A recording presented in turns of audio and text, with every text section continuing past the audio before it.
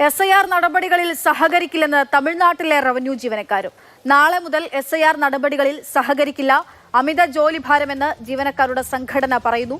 KB Sreedharan വിവരങ്ങളുമായിട്ടുണ്ട്. Sreedharan, കേരളത്തിലേതുപോലെ തന്നെയാണ് തമിഴ്നാട്ടിലെയും അവസ്ഥ എന്ന് പറയുന്നത്. ഇപ്പോൾ പൂർണ്ണമായിട്ടും വിട്ടുനിൽക്കുമോ ഈ റവന്യൂ ജീവനക്കാർ? അതൊരു വിഭാഗത്തിന്റെ ഭാഗത്തു നിന്നായിരിക്കുമോ ഈ ബഹിഷ്കരണം ഉണ്ടാവുക? ഈ SIR ജോലികളിൽ നിന്ന് പൂർണ്ണമായിട്ടും വിട്ടുനിൽക്കാനാണ് തമിഴ്നാട്ടിലെ റവന്യൂ ജീവനക്കാരുടെ നിലവിലെ തീരുമാനം. അമിത ജോലിഭാരം, സമ്മർദ്ദം, ഇങ്ങനെ രണ്ട് കാര്യങ്ങൾ കാരണം പറഞ്ഞുകൊണ്ടാണ് ഇവരുടെ നടപടി.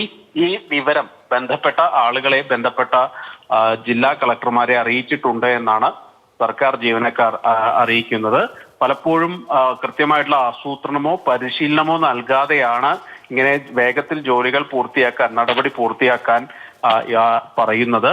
അതുകൊണ്ട് തന്നെ കൂടുതൽ ആളുകൾ ഇതിലേക്ക് വരണം, കൂടുതൽ പേർക്ക് ചുമതല നൽകണം എന്നുകൂടി ആവശ്യപ്പെടുന്നുണ്ട്. ഏതായാലും ജീവനക്കാരുടെ സംഘടനയാണ്, റവന്യൂ ജീവനക്കാരുടെ സംഘടനയാണ് ഈ ജോലികളിൽ നിന്ന് വിട്ടുനിൽക്കാനുള്ള ഒരു കാര്യം പറയുന്നത്. റിവ്യൂ മീറ്റിംഗുകൾ ഉൾപ്പെടെ ഈ SIRന്റെ റിവ്യൂ മീറ്റിംഗുകൾ ഉൾപ്പെടെ പങ്കെടുക്കില്ല എന്നൊക്കെ ഈ സംഘടനയുടെ ഭാരവാഹികൾ അറിയിക്കും.